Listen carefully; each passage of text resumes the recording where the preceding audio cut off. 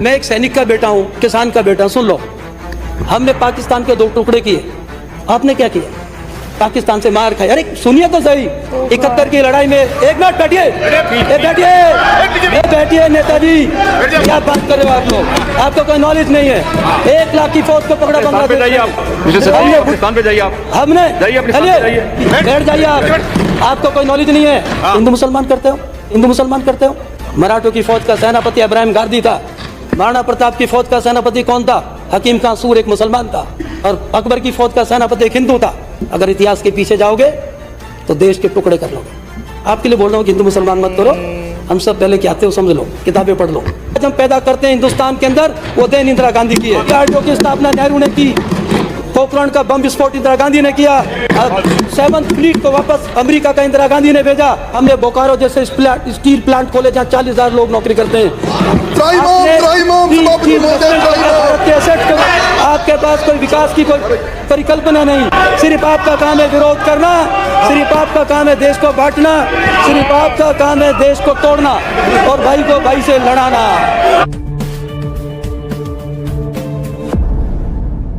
हम सब हिंदुस्तानी हैं, हम सब भारतीय हैं, हम भारत के लोग हैं। हजारों नहीं है, 536 ईसा पूर्व भारत पर फारस के राजा दारा फर्स्ट ने आक्रमण किया था। सिंध तक बढ़ पाए थे और हिंदुस्तान की जनता ने मुकाबला करके दारा शिकोह को वापस जाना, दारा फर्स्ट को वापस जाना पड़ा था। उसके बाद भारत पर सिकंदर का आक्रमण हुआ। एकजुट हिंदुस्तान लड़ा। कुछ हमारे अंदर जयचंद भी थे, कुछ आंबी जैसे नरेश भी थे, लेकिन पोरुष जैसे मान सम्राट ने उनका मुकाबला किया। एक झेलम, एक छोटा राज्य था पंजाब में। खोखरों से युद्ध करते हुए जब सिकंदर झेलम तक बढ़ा तो बूढ़े पौरुष ने उनका मुकाबला किया और हार हुई। लेकिन भारत के महान सम्राट पौरुष ने एक सम्मानित जिंदगी जीते हुए एक सिकंदर से कहा जो एक राजा का एक सम्मान होता है, उसी तरीके से मेरे साथ बिहेव किया जाए। और सिकंदर को इतनी क्षति पहुंचाई कि सिकंदर सिंध के रास्ते हुए भागते हुए बेबीलोन जाकर उनका वहाँ पर स्वर्गवास हो गया। तो हिंदुस्तान कभी कमज़ोर नहीं रहा। विदेशी आक्रमणकारियों के बाद, यूनानियों के बाद भारत पर शकों के आक्रमण हुए, यूचीज के कुषाणों के आक्रमण हुए, हूणों के आक्रमण हुए, पर्थियन के आक्रमण हुए, मंगोलों के आक्रमण हुए, तुर्कों के आक्रमण हुए। भारत ने हमेशा उनका मुकाबला किया। पूरा भारत एक साथ लड़ा, टुकड़ों में लड़ा, लेकिन हमने हर एक का मुकाबला किया। और जो हूण हम पर विदेशी जाति, जो शक और सितीनियन हिंदुस्तान पर आक्रमणकारी ट्राइब थी, वो हिंदुस्तान की भारत माता की गोद में आके भारतीय लोगों में शामिल हो गए। और फिर जब भी इस भारत माता के यहाँ इतना प्यार मिलता है, जो भी विदेशी आक्रमणकारी आया और वो यहाँ पर रह के इसी भारत की संस्कृति में घुल मिल गया, उसने हर विदेशी का मुकाबला किया। हम हिंदुस्तान में अगर हम आज आपस में बढ़ते रहेंगे, कोई हिंदू रहेगा, कोई मुसलमान रहेगा, कोई सिख रहेगा, तो हमारा देश कमज़ोर होगा। 1857 के अंदर मंगल पांडे के नेतृत्व में बैरकपुर की क्रांति और मेरठ की मिटुनी हुई, गदर हुआ। बहादुर शाह जफर के नेतृत्व में, मुसलमान राजा के नेतृत्व में हम सब हिंदुओं ने, बल्लभगढ़ के जाटों ने, दादरी के गुजरों ने और देवाड़ी के, रेवाड़ी के अहीरों ने मिल के लड़ाई लड़ी। और एक बुड्ढो, अबे ज्ञान सीख लो भाइयों, कुछ सोच लो भारत कैसा बना है। आएंगे हम, सरदार पटेल पे भी आएंगे। भारत बना, हमने लड़ाई लड़ी। बैठो तो सही भाई साहब, अरे थोड़ा देर बैठ लो, ज्ञान ले लो। शक भी हिंदू बन गए, मेरा गोत्र खून है, हम भी हिंदू बन गए, सब शामिल हो गए। आपके लिए बोल रहा हूँ कि हिंदू मुसलमान मत करो। हम सब पहले क्या थे वो समझ लो, किताबें पढ़ लो। आगे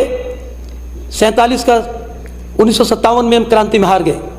सब ने मिलकर देसी रियासतों ने, झांसी की रानी हो, तात्या टोपे हो, राव नार सिंह हो, उमराव सिंह भाटी हो, राव तुलाराम हो, सब ने मिलकर दिल्ली के बूढ़े बहादुर शाह जफर को देश का राजा बना दिया। दिल्ली मुगल सल्तनत सिर्फ दिल्ली शाहजहाँपुर के आसपास थी। हम लड़ाई हार गए। 1857 से लेकर 1947 तक 90 साल के बाद देश आज़ाद हुआ। चंद्रशेखर आज़ाद, ऊधम सिंह, भगत सिंह, नेताजी सुभाष चंद्र बोस, लाला लाजपत राय, पंडित राम प्रसाद बिस्मिल, अशफाक उल्ला खां, सब हिंदुस्तानियों ने मिलकर लड़ाई लड़ी। हिंदू हो, मुसलमान हो, सिख हो, ईसाई हो, राजगुरु सुखदेव, और हिंदुस्तान को आज़ाद कराया।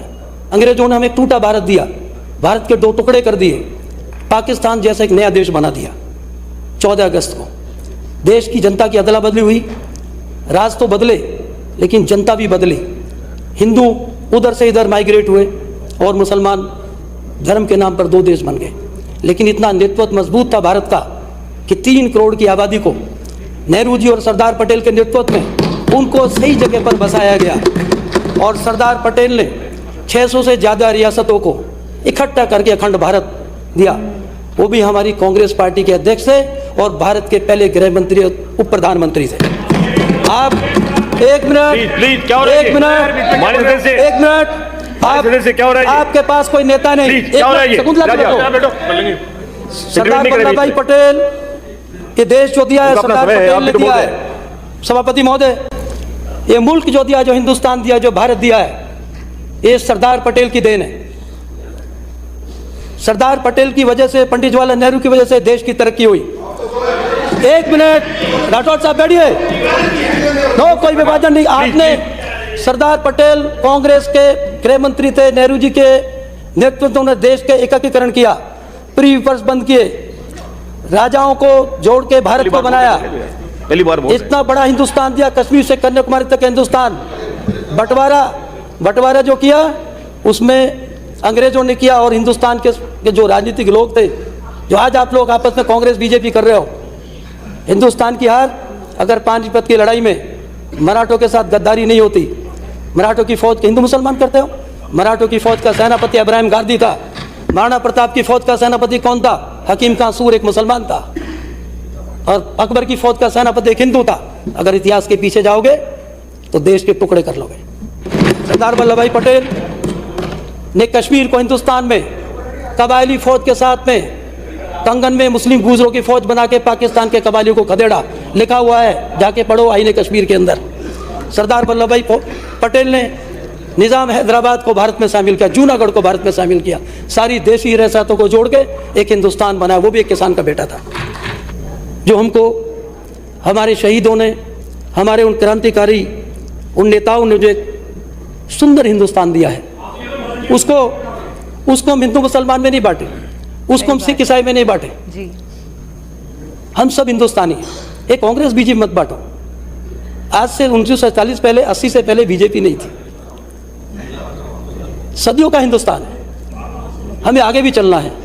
हमें जब तक हिंदुस्तान को कायम रखना है, हमारे मतभेद हो सकते हैं, आप लोग हमारे बात करें, वो भी अपनी आपस में मतभेद नहीं होने चाहिए, यदि बजट पे मान्य नहीं चाहिए किसी भी। बैठ जाइए आप, आपको कोई नॉलेज नहीं है। आप अटल बिहारी वाजपेयी जी का 77 का भाषण पढ़ो। कहाँ पर गए हो आप कभी? अफगानिस्तान विदेश मंत्री थे, क्या कहा था उन्होंने अफगानिस्तान के पार्लियामेंट में? कनिष्क होटल के अंदर ठहरे थे। गए हो कभी अफगानिस्तान? गए हो क्या? जाएंगे भी नहीं, जाना, एक मिनट जाना। अरे अब छोड़िए, आपके मोदी भी जाके आए हैं पाकिस्तान भी, अफगानिस्तान भी, हम भी जाएंगे, आप भी जाओगे, छोड़िए बातें मत करिए। क्या बोला अटल बिहारी वाजपेयी जी ने? मैं उनकी तारीफ कर रहा हूँ, सुनिए तो सही। आप उस पार्टी के मेंबर हो। उन्होंने कहा था कि कनिष्क होटल, कनिष्क तो भारत का राजा था, तो क्या कनिष्क, तो अटल जी ने स्पीच दी थी कि भाई कनिष्क तो हमारा पुरखा था। उसकी अटल जी की स्पीच निकाल, स्वर्गीय महान नेता थे अटल बिहारी वाजपेयी जी। कनिष्क अफगानिस्तान का भी पुरखा था, और कनिष्क की राजधानी मथुरा और पुरुषपुर पेशावर पाकिस्तान में भी है।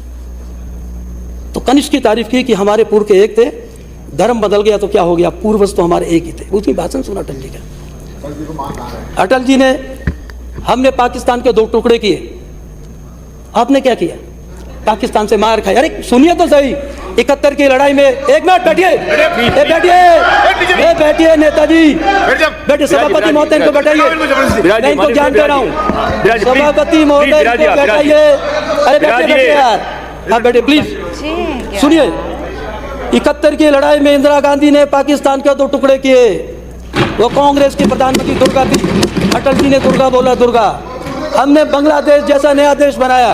और समय तय कर दें, विधानसभा में कोई काम नहीं है, जोड़ी जी का भाषण। इंदिरा जी समय तय कर दें, आज तो आपने क्या बनाया? हमने बांग्लादेश जैसा देश बनाया। हमने पाकिस्तान के 2 टुकड़े किए। पाकिस्तान की 1 लाख फौज को पकड़ा, नियाजी को, जनरल अरोड़ा ने। क्या बात कर रहे हो आप लोग? आपको कोई नॉलेज नहीं है। 1 लाख की फौज को पकड़ा बांग्लादेश में। हमने भुट्टो को बुलाया शिमला समझौता करने के लिए, आपने मुशर्रफ को यहाँ पर बुलाया। करगिल कराया, शहीदों की कुर्बानी की, किसानों की जाने की। आपके परिवार में कोई फौज में नहीं होगा, आपको सैनिकों की क्या चिंता? जो इधर बैठे किसान के बेटे, टाइम दिया एक तो यार, खेती में काम टाइम करता दिया, क्या है करूंगा? और एक देश पे जान देता है। अब होली दिवाली नहीं मनाते और देश की रक्षा करते हैं। आप बार बार हिंदू मुसलमान सिख ईसाई करते रहोगे, देश को बांटते रहोगे, देश को तोड़ते रहोगे। आप अपने नेताओं की बातों को याद रखो कि जिन्होंने देश को बांटा है।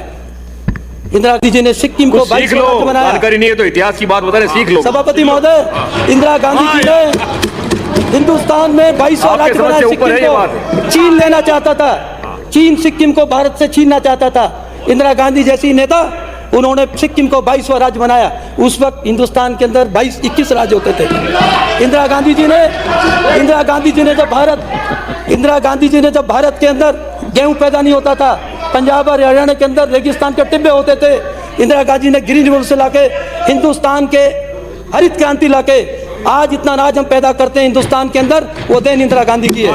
डीआरडीओ की स्थापना नेहरू ने की, जवाहरलाल नेहरू की कॉलेज की स्थापना नेहरू जी ने की, पोखरण का बम विस्फोट इंदिरा गांधी ने किया, 7th फ्लीट को वापस अमेरिका का इंदिरा गांधी ने भेजा। इंदिरा गांधी जी नेता अमेरिका के 7th फ्लीट से नहीं डरी। आज 2 मिनट में समाप्त। हमारे नेता सभापति महोदय, अब ये तो बोलते ही रहते हैं, मेरा टाइम काट दो। हम कहते हैं हमने क्या नहीं किया। हमने बोकारो जैसे स्टील प्लांट खोले जहाँ 40,000 लोग नौकरी करते हैं। आपने हिंदुस्तान जैसी कंपनियां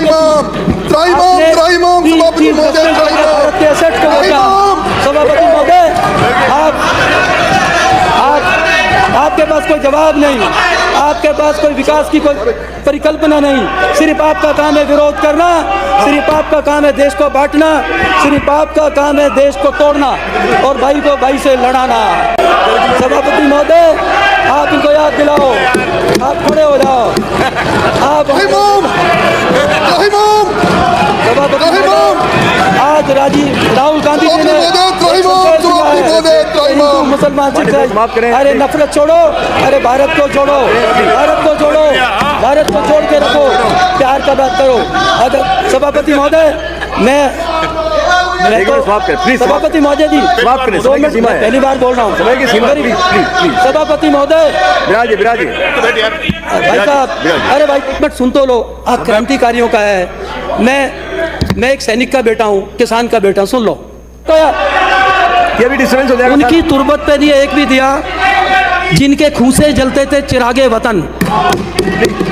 उनकी तुरबत पे नहीं एक भी दिया जिनके खून से जलते थे चिरागे वतन। जगमा रहे मकबरे उनके जो बेचा करते थे शहीदों के कफन।